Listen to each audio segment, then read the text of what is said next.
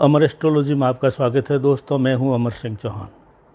पिछले कुछ दिनों से हम ज्योतिष और सामाजिक इन मुद्दों पर वीडियो बना रहे हैं और हर सामाजिक मौके पर, हर सामाजिक प्रकरण में ज्योतिष का कहीं न कहीं पे उपयोग होता है और उपयोग करना चाहिए।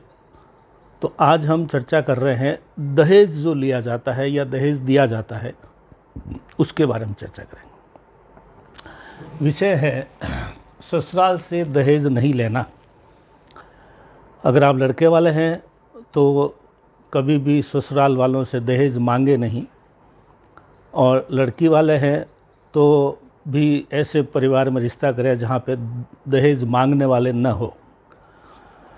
अब कई बार ऐसे होते हैं, दहेज लोभी भी होते हैं, लेकिन हम ये समझाना चाहते हैं और ये बताना चाहते हैं कि दहेज फिर भी अगर लेना हो, लेकिन फिर भी लेना चाहिए सिर्फ दो चीज़ों का। वैसे दहेज नहीं मांगना चाहिए, न लेना चाहिए। जितना कम दहेज लोगे उतना वर वधू के लिए अच्छा है। और लेकिन दो चीज़ अवश्य मांगे लड़की के पिता से, वो है पलंग। पलंग ज़रूर मांगे और सोना, गोल्ड ज़रूर मांगे। गोल्ड में सामर्थ्य अनुसार, गोल्ड एक शगुन के लिए मांगना है। वैसे कोई इतना तोला लेना है या इतना लेना है वो नहीं है। गोल्ड सिर्फ शगुन के हिसाब से लेना है, लेकिन लेना ज़रूर है। सोना चांदी दोनों एक ही बात है। ससुराल जो है वो राहु होता है। ग्रहों के दृष्टि से देखकर ससुराल को राहु की कैटेगरी में रखा गया है, और राहु से जितना कम लोगे उतना अच्छा है। ससुराल से दहेज दहेज लोभी लोग ससुराल वालों से बहुत मांगते हैं। आप दहेज नहीं मांग रहे हैं, राहु मांग रहे हैं एक तरह से उनसे। जितना राहु मांगोगे उतना ही आपको उसका दुष्परिणाम भुगतना पड़ेगा। अतः ससुराल से दहेज न मांगें, जिससे राहु कम से कम आपको दुष्प्रभाव देगा।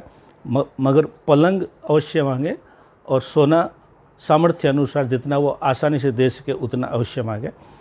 सोना और पलंग क्यों मांगना है इसका मैं भी आगे विस्तार से बताने जा रहा हूँ। जैसे कि मैंने बताया, राहु जो है ससुराल का सूचक है, पलंग है वो केतु का सूचक है, और सोना है वो गुरु ग्रह जो होता है ना, पीली वस्तु, गोल्ड, सोना वगैरह, ये सब राहु गुरु ग्रह के सूचक है। ये तीनों ही वैवाहिक जीवन के लिए, वंशवृद्धि के लिए, खानदान की उन्नति के लिए, परिवार की उन्नति के लिए ये चीज़ें बहुत ज़रूरी होती है। अब ससुराल से कम मांगे, ये तो मैंने बता दिया, कारण बताया कि राहु ज़्यादा प्राप्त होगा तो नुकसान करेगा। पलंग जो है वो लकड़ी का ही हो, एक पहली चीज़ ये ध्यान रखें। धातु का पलंग ना हो। कई बार आजकल स्टील के पलंग या ऐसे कुछ चीज़ें बना के दे देते हैं जो पलंग की श्रेणी में नहीं आते हैं। लकड़ी का पलंग हो, लेकिन उसमें शीशम की लकड़ी का हो तो बहुत ही अच्छा है। लेकिन शीशम महंगा आता है, प्रत्येक परिवार के लिए शीशम का पलंग देना मतलब संभव नहीं होता है। तो उसमें शीशम की लकड़ी का चाहे 6 इंच का टुकड़ा भी लगा दो, लेकिन एक टुकड़ा ज़रूर पलंग में कहीं न कहीं पे उसके अंदर डलवा लो। बाकी पलंग किसी लकड़ी का हो, उससे कोई दिक्कत नहीं है, लेकिन शीशम का टुकड़ा पलंग में लगा हुआ ज़रूर हो।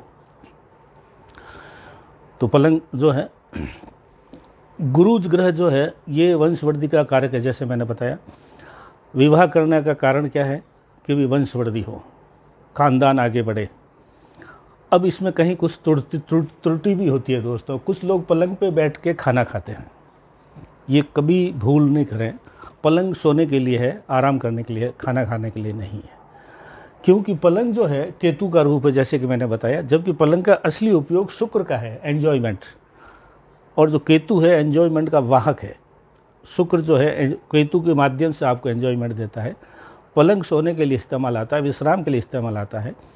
तो इसको कभी भूल के भी पलंग पे खाना नहीं खाएं। कई लोग खाते हैं, मैं कई बार टोकता भी हूँ, लेकिन अब नहीं समझे कोई तो उसकी अलग बात है। लेकिन पलंग एन्जॉयमेंट के लिए है, और पलंग के जो है एन्जॉयमेंट शुक्र के माध्यम से होता है, और शुक्र ग्रह का वाहक जो है केतु है। तो पलंग से केतु और शुक्र का लाभ मिलेगा और सोना से गुरु ग्रह का लाभ मिलेगा। ये तो हो गया पहला बिंदु इसका। दूसरा बिंदु, ये कभी भी ससुराल से दिया हुआ सोना, वैसे भी कोई भी सोना कभी गिरवी नहीं रखें, कभी तुड़वावे नहीं उसको, कभी बेचे नहीं उसको, चाहे भले कितनी भी घर की स्थिति ख़राब हो जाए, लेकिन सोना ना बेचें। और ससुराल से लिया हुआ तो कभी नहीं बेचें। मैंने घर बर्बाद होते हुए देखे हैं जो लोग सोना बेच देते हैं। सोना बेचा इसका मतलब आपने अपनी गरिमा बेच दी, आपने अपना सामर्थ्य बेच दिया, आपने अपने पुरुषार्थ बेच दिया, आपने अपना सब कुछ बेच दिया। समझ चलिए, कभी भी गोल्ड नहीं बेचना। इतना पुरुषार्थहीन नहीं होना कि सोना बेचना पड़े। तो गोल्ड जो है बेचे नहीं कभी भी, भूल के भी, और न गिरवी रखे न तुड़वावें। फैशन के लिए तुड़वाने करवाते हैं महिलाएं अक्सर, वो भी नहीं करना है आपको। अगर फैशन के चाहिए तो नया बनवाइए। तो ये जो पूरा सिस्टम बताया हुआ है, ये इसलिए बताया है कि जैसे मैंने मेरे परिवार में, मेरी खुद की बात करूँ, मेरी पुत्री थी तो मैंने उनसे, ससुराल वालों से कहा भाई आपको क्या दहेज या क्या हम देवें आपको, तो उन्होंने मुझे कहा मुझे 1 रुपया चाहिए सिर्फ, लेकिन शगुन के लिए पलंग ज़रूर देना। तो मैं तो ज्योतिष का जानकार हूँ, तो मैंने पलंग भी दिया और जो भी गोल्ड देना था वो सामर्थ्य अनुसार गोल्ड भी दिया, क्योंकि मुझे मालूम है पलंग और गोल्ड ज़रूर देना चाहिए। ठीक इसी प्रकार से मेरे 2 पुत्र हैं, तो मैंने उन पुत्रों के लिए भी ससुराल वालों ने हमें कहा भाई आप दान दहेज में क्या चाहिए आपको, तो हमने कहा ऐसा कुछ नहीं चाहिए, शगुन के लिए पलंग और शगुन के लिए सोना। दोनों पुत्रों से हमने कुछ भी नहीं लिया। मेरा आपके समाज से निवेदन है, प्रत्येक व्यक्ति से निवेदन है, ससुराल वालों से कभी बहुत ज़्यादा कुछ भी नहीं मांगे, क्योंकि जो भी वो मिलेगा वहाँ से वो राहु के रूप में आपके घर में आएगा, और आप दूसरे के घर का राहु ला के अपने ऊपर घर में ला रहे हो, तो ये बहुत नुकसान पड़ रहा है। पलंग और सोना जो है ये शगुन है, परिवार के लिए, वंशवृद्धि के लिए, खानदान के लिए, प्रतिष्ठा के लिए, सब के लिए है। और सोना भी एक शगुन होता है। गोल्ड जो है ये एक अपना बहुत बड़ी चीज़ है, जो वो भी वृद्धि होनी चाहिए। जिन घरों में सोना नहीं होता उनके वहाँ वंशवृद्धि भी रुक जाती है। तो आज का विषय था दोस्तों, दहेज नहीं लेना, लेकिन पलंग और सोना सामर्थ्य अनुसार। पलंग लेना है लकड़ी का, थोड़ा सा शीशम लगा हुआ हो, अगर पूरा ही शीशम का बना हुआ नहीं दे सकते हैं तो शीशम थोड़ा सा लगा हुआ हो, लेकिन ये लेना। ये बहुत अद्भुत विषय है दोस्तों। आज के ज़माने में जो दहेज लोभी लोग हैं वो लड़के वालों को बहुत परेशान करते हैं। मेरा निवेदन है उनसे कि आप क्यों राहु दूसरे के घर का लाके आपके घर पे इकट्ठा कर रहे हो। आप सिर्फ 2 चीज़ मांगिए, पलंग और सामर्थ्य अनुसार सोना। तो आज का विषय दोस्तों एक सामाजिक और सामयिक विषय था। आगे भी हम आने वाले दिनों में इसी प्रकार से अच्छे विषय लेके बनाएंगे। आप अमर एस्ट्रोलॉजी को लाइक करें, सब्सक्राइब करें, दोस्तों मित्रों को भी इससे जोड़ने की कोशिश करें, जिससे हम और भी अच्छे ज्योतिष और सामाजिक, ज्योतिष और आध्यात्मिक, ज्योतिष और शिक्षा सामर्थ्य अनुसार ज्योतिष और मोटिवेशनल वीडियो बना करके आपकी सेवा में पेश कर सकें।